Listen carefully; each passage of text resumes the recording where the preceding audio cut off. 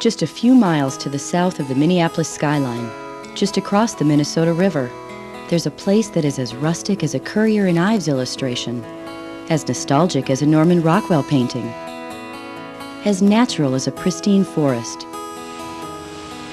But that's not the whole story, because this place is also dynamic and exciting and rapidly changing.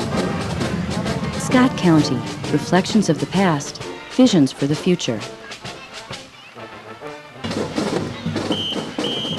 Scott County is different things to different people. For many farmers, it has been a great agricultural county where they're still working the family farms established by their ancestors in the mid to late 1800s. For many Minnesotans, it is the entertainment county. Attractions such as Valley Fair, Canterbury Park, Experience adventures of the 16th the Renaissance Festival, Raceway Park, Elko Speedway, Murphy's Landing, and, of course, Mystic Lake Casino bring nearly 6 million visitors to the county each year. For an increasing number of businesses, Scott County is the ideal place to locate their new facilities.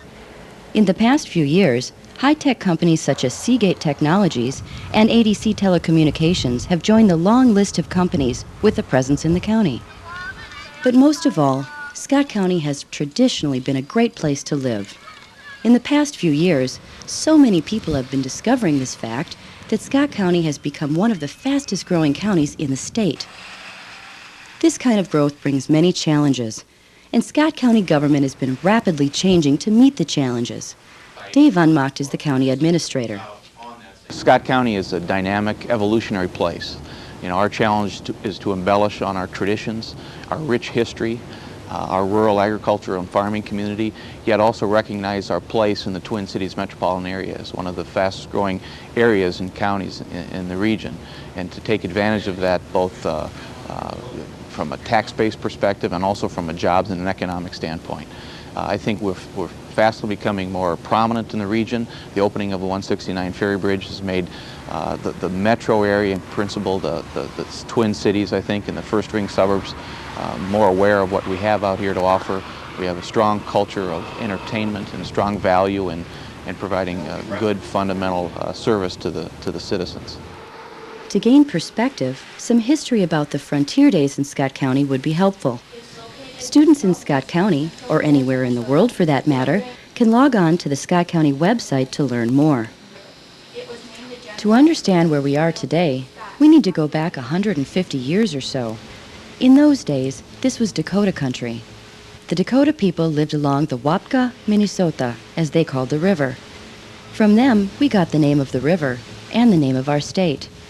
One of their villages was located where Murphy's Landing is today. Much of the early history of Scott County is preserved there. The first Europeans to come into the area were French fur trappers known as voyageurs. They copied the birch canoes of the Dakota people and began competing for game in the valley. By the 1840s and 50s, missionaries and farmers began pouring into the area. By the early 1850s, the Dakota people were being moved to reservations upriver. The town of Shakopee was established just up the hill from Murphy's Landing. It took its name from the name of the displaced Dakota chief. In 1853, Scott County was established fully 5 years before Minnesota became a state. In those early frontier days, one of the primary ways to get to the county was to cross the Minnesota River on a ferry boat. Over the next years, virtually the entire county was defined as the towns of Jordan, Belle Plaine, Prior Lake, New Prague, Savage, and New Market Elko were established. Once the railroads were in place, the county became one of the top grain-producing areas in the state. The presence of the grain elevators along the river are a tribute to this productivity. From those early days of getting started, Scott County grew at a modest pace while remaining primarily agricultural. By the 1930s, the county's population was still only 15,000. By the late 1950s and early 60s, the county began to experience a surge of development with the opening of Highway 35W. Commuting to the cities and suburbs became a practical reality. One of the characteristics of that development was that most of it was residential, and Scott County was not developing the commercial industrial tax base to finance the increased demand for county services and improved highways and bridges. Because of regular flooding of the Minnesota River, far too often much of the county was hard to get to. The river that had given the county its start had become a barrier to doing business on the Scott side. Something needed to change. On October 6, 1995, a development occurred that would forever change the landscape of Scott County, a change that would bring the city even closer: the opening of the new Bloomington Ferry Bridge. On a good day, Scott County was now only 15 to 20 minutes from the airport and less than 25 minutes from downtown Minneapolis. The bridge and Highway 69 bypass were now the entrance to the new frontier, and the rush was on. Development stepped into high gear. Barry Stock works with the Savage City government coordinating economic development. We have several tremendous assets to offer, including access to a skilled labor force, improved transportation systems, land that's available, and land that's affordable. The proximity to Minneapolis, the airport, the highway transportation system is in place, makes Scott County an ideal location for someone to consider when they're looking to develop either a retail, manufacturing, or even a residential development project. With all of the development going on, you can imagine that everyone has an opinion. Wilmer Grutzmacher is now retired and living in Belle Plaine, but his son runs the farm, which was started by Wilmer's grandparents in 1864. Wilmer's seen a lot of change in his 87 years in Scott County. Well, there's room for growth in that, but the only thing is if we get rid of too much of the farmland, we're going to run short, because they ain't making any more of it. That's the way I feel. Barbara Kane Johnson is also a lifelong resident of Scott County. She served as a volunteer on the county's planning commission for 9 years. If we work with the comprehensive plan that we have, it's in place, it's orderly, it's fair, it seems to be pleasing to the Metropolitan Council at this point, I think growth will be taken care of in the proper way. Growth and change cannot be stopped, but they can be anticipated and managed. And Scott County government plays a major role in the process. Ultimately, it is up to the citizens of the county to decide what they want by voting for their elected officials. County Attorney Tom Harbinson, Sheriff Bill Nevin, and the 5 commissioners who form the Board of Commissioners, the governing body of the county. This is the unit that decides what actions the county will take. Joe Wagner is the commissioner from District 1, which includes Belle Plaine, Jordan, and a lot of agricultural land. We still here have a rural setting, which I think is wonderful. I think we should work to maintain it as long as we possibly can. We have to be very careful because the demands are continuous from development, whether it be residential or industrial. And we have to balance the needs of the current residents with the growth that's inevitably going to come. Dallas Bonesock represents the 2nd District, which includes New Prague and a number of rural townships. We do best when we think long term. We have things that are necessary to take care of on the short term, but believe you me, we make the best decisions when we have the long term in mind. It's a team effort, no question about it. It's we have a good team, and we have a good balance. So we have folks that come from all different walks of life, and that makes for a good team. Art Bannerman represents District 3, the Shakopee area. I think it's important that we keep the type of life that we've got in Scott County, which includes the farm life and a nice residential life, but still it's important that we increase our tax base and more industries and more businesses in the county, which helps all of us in our tax, pay for the cost of government and the cost of roads and everything else that goes with the growth in the county. District 4, the area of Prior Lake, is represented by Barbara Marshall. As we deal with the growing communities, there are things that need to be set as priorities, such as infrastructure, such as roads, such as budgeting. Taxes are an issue. These are all things that, as people want amenities and we have increased demand, there's a price tag for all of that. And as we plan for the future, we must decide which of the issues are the most important and what we need to build into our planning so that we have those things in place to serve future generations and the people that live here. John Ulrich represents District 5, which is Savage and Credit River Township. As a county commissioner, you're always going to be faced with challenges to be fair, to balance all sides of the issue, and that is a difficult challenge. You want to listen carefully and weigh all the information you're getting from individuals and from staff, and you just have to make your best call, best judgment on what's best for the entire county versus, you know, what might be an individual concern, and you want to try and balance all those and make the best decision you can with all the information that you have. The Board of Commissioners makes decisions, but it is the nearly 600 dedicated Scott County government employees who deliver the services.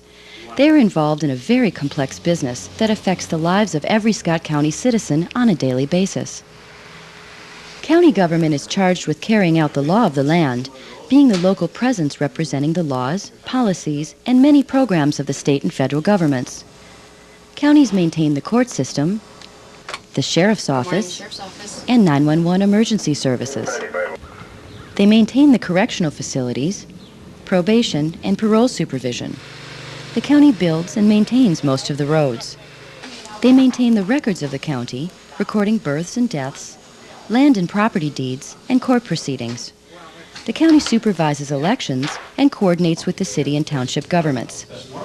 Another responsibility is public health and welfare.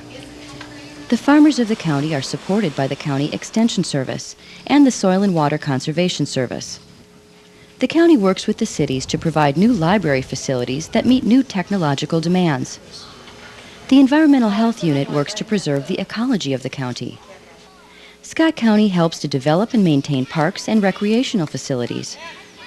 Practically everything affecting the quality of life is impacted in some way by the county.